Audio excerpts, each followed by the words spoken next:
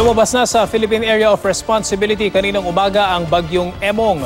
Tinutumbok na nito ngayon ang bansang Japan. Hindi na rin ito pinalalakas ang habagat at wala na ring epekto sa lagay ng ating panahon. Pero asahan pa rin ang intense thunderstorms sa Zamboanga Peninsula, Northern Mindanao at Davao Region sa hapon. Mas mahihina naman ang ulan sa nalalabing bahagi. Dahil pa rin po sa hanging habagat, maghapong may tsansa ng ulan sa Visayas. Sa hapon naman po, mas malalakas ang thunderstorm. Posible rin ang maghapong ulan sa Southern Luzon at maging sa Zambales at sa Bataan.